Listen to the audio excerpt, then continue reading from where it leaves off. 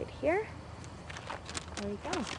So I just want to start off by saying thank you for meeting with me today and making the time. So if you wouldn't mind just starting off by saying who you are, your riding and party. Yes, I'm Vere Scott, the Green Party candidate for Winnipeg South Centre. Great, thank you.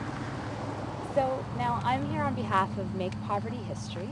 And just a little bit of background, the campaign is calling for more and better aid, trade justice, 100% debt cancellation for the poorest countries, and an end to child poverty in Canada. Over 250,000 individual Canadians and over 1,000 organizations have already endorsed the campaign. Do you support the Make Poverty History campaign? And if elected, will you work towards achieving its goals? I do support it, and I will work towards achieving its goals, as I did last time in the last election. I made that same comment. The Green Party has a better idea, I think, than has happened before, and that's this notion of basic income. It's typically thought of as a guaranteed annual income, but the guaranteed annual income language has the stigma attached of being welfare and being the very lowest level that you can get. It won't keep a house over your head or food on the table. And the idea of a basic income is gaining ground around the world. There's a group called Basic Income Earth Network, or PIN, and it started in Europe. There's now one in Canada, Basic Income Canada, and the concept of basic income has to do with, it's very similar to the old family allowance check, in that it would be universal, there's no means test, and it would be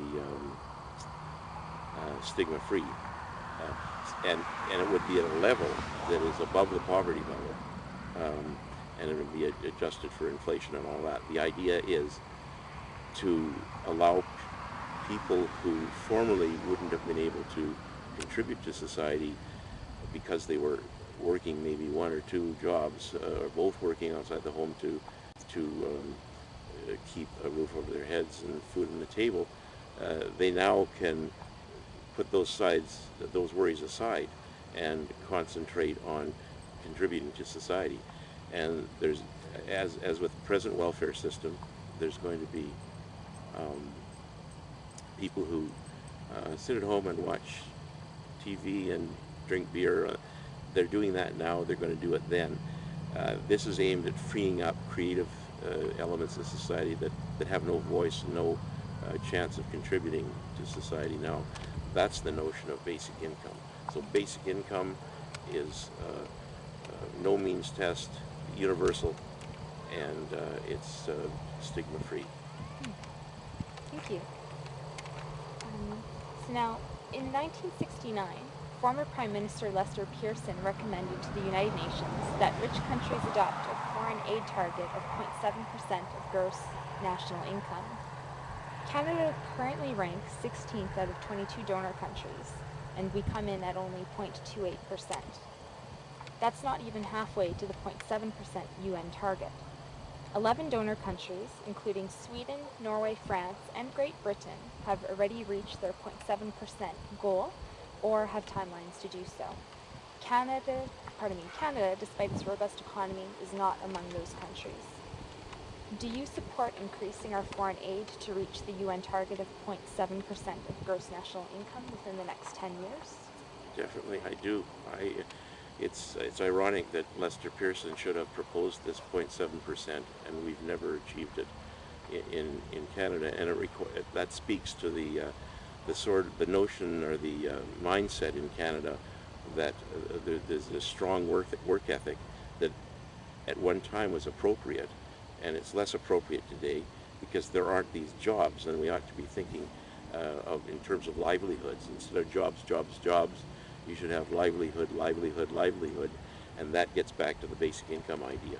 That's the solution to poverty. It's not charity, it's justice. Okay, thank you. Now, the governments of Quebec, Newfoundland, and Labrador, and recently Ontario as well, have taken the lead in developing comprehensive poverty reduction strategies. Unfortunately, we still need leadership from the federal government to engage all levels of government in the development of a comprehensive poverty reduction strategy for our country. A national poverty reduction strategy needs to include, among other things, a national housing strategy, a national child care program, reinstatement of the federal minimum wage, improvements to the employment insurance program, a national pharmacare program, and an Aboriginal poverty reduction plan. Such measures will help us as a country to reach that goal. Now, do you support adopting a national plan for ending poverty in Canada that commits the government to achieving a specific target over a 5-year period, to investments in improved child tax benefit, affordable housing, early learning and childcare, and good jobs at living wages? Far too complex It's an very agenda. complex. I don't believe that that'll work. It hasn't worked in the past. Target setting, whether it's respect to global warming or to poverty or child poverty, as if there's a separate category, um, it, it's designed into the economic system we have. That's the problem, and you're not going to fix it by end of the pipe charity approaches like food banks and approaches like that, nor these strategies and things, because it doesn't acknowledge the real problem, and that's an economic system that creates winners and losers, and that's what the basic income is aimed at, is to providing those losers, freeing their creativity and energies up so that they can contribute to society. Okay, thank you.